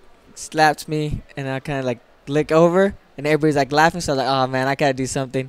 So I start hitting them, and then they end up breaking us up, and then I end up like taking them down, and then they break us up again. And then we get called into the office. And then wait, who broke you up? The teachers or the other students? The teachers. Okay. It was right in the middle of like our, I would say quad area. So it was like right in the middle, changing classes. So everybody's moving. Teachers clean are double moving. leg, blast through. And yeah, all that? Just took them down, and I was on top, and then they pull us apart, and then I remember just sitting in the office like, man, my mom's gonna kill me. I met your mom. She's gonna kill me, and then she comes into the office all mad, and then she's like, what happened? I was like, well, this kid slapped me, so then I punched him, told her what happened.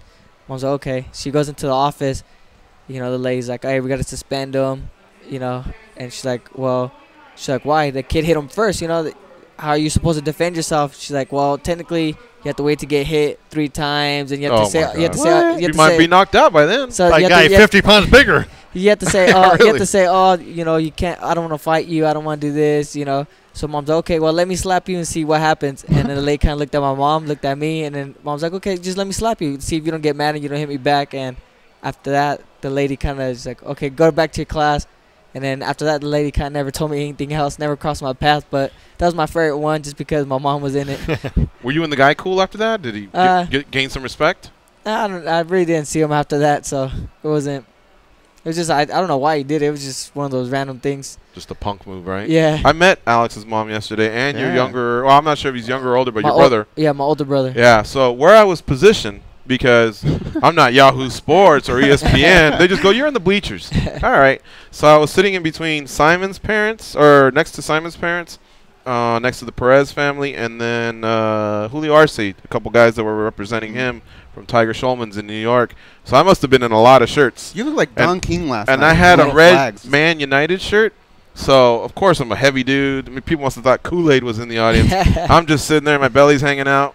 But I had a great time. And, again, man, your fight really delivered. It was awesome.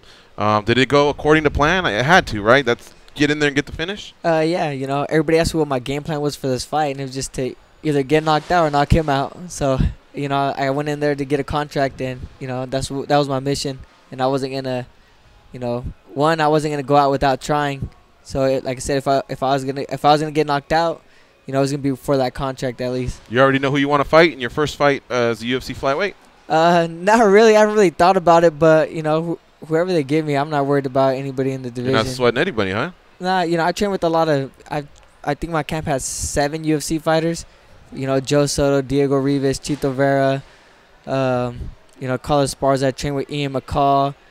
I've trained with Brent Primus. I've trained with Claudio. I've trained with Humberto. Like, you name it. The Peruvian kid, right? Yeah. Badene or whatever his name is? Yeah, Humberto Badene. Yeah. Yeah, I trained with him. Like, all those guys are in my camp. So, like, even like I try to tell people, the reason I'm so calm in my fights is because whatever these guys do to me, even if I lose in my fight, these guys at the gym probably did 3 times as worse. You know? That gym's had a resurgence. Colin Oyama's team, right? Yep. What do you guys call yourselves now? They used to have a different name. Is it just Team Oyama? Team Oyama. Okay. Yeah, they used to be part of this big 20,000 square foot facility in Irvine. They built that? What was the name of it? Too. It had a name. It was like the size of a Costco when they opened it up. It was enormous. So big. But you're telling me, like, Tim Elliott, you got him, Tyson Nam, Zach McCoskey, Ian McCall. Bring them on. Well, McCall's probably close to the team, but yeah, all these other guys, you're ready? I want to be, you know, like I said, I'm 20, 21, 22 fights into my career, you know. It's not about – I'm just worried about getting to the next level, and I'm not worried about who they put in front of me. Have you already changed the Facebook and Instagram? Does it say UFC flyweight? No. You got to start that marketing on day one, man. Yeah, in fact, you don't even have a Twitter, right? I do, but I really don't go on it. Jason House is already on me about that. Text me this morning about it. You know, give me all the details of what to do. So he's, you know, I got to pick up my social media game. Goes? I believe you need to pick up your social media game. All right. Well, listen, we're going to end the show here pretty soon. Congratulations on your win. I guess if there's no name out there that's, you know, stimulating and getting you excited, then we'll just wait and see the fight booking. You're healthy, though? Yeah. I mean, I'm a little sore. I got kicked one time on my hip, but other than that, I'm pretty healthy. Are you going to gamble before you leave on the way out? Nah, I'd rather waste my money on food. You're not going to put some money on McGregor or nobody on the way out? Nah. No? Like I said, I'd rather spend my money on food. You think he has a shot? No. No? Mayweather all day? Yeah, it's boxing, man. It's a whole different sport. Yeah. Shout out to Team Oyama and Jason House. It's been a great team, and they've been doing really, really well. Again, the Peruvian kid, Humberto, won last week. Chito Vera, he was a great guest of ours as well. So congrats on all that, and thanks for coming by and doing the interview. Thank you guys for having me. I appreciate it. All right, folks. So I want to thank Alex Perez for the time. Thank you. Mike Piranio from the Mandalay Bay Race and Sportsbook. Al Bernstein, Boxing Hall of Famer. Don't forget, on Saturday, another Hall of Fame happening here for the state of Nevada. And Kevin Iole will be in attendance for that as well. I want to thank Kevin Iole for co-hosting the whole show. Even kept you a couple minutes overtime. I love overtime. Chidi Njokuani, who's going to be headlining Bellator 182. Tomorrow, we'll be having Heath Herring as a co-host, and we'll also be joined by Georgie Karakanyan. And looking towards Friday, we have Ray Cepho as our co-host, and Cheyenne Velismus from Extreme Couture. She'll be one of our guests. The following week, We have Mike Dolce is going to be in the house, right, guys? I believe so, yeah. Yeah, so keep on listening to the MMA Junkie radio show and keep it locked on MMA Junkie throughout the week. We got you covered. So for Alex, Kevin, Danny back east, Goes, Martin, and Katie, congratulations on your nuptials and the honeymoon that they're having. I'm George. Go out there and be champions.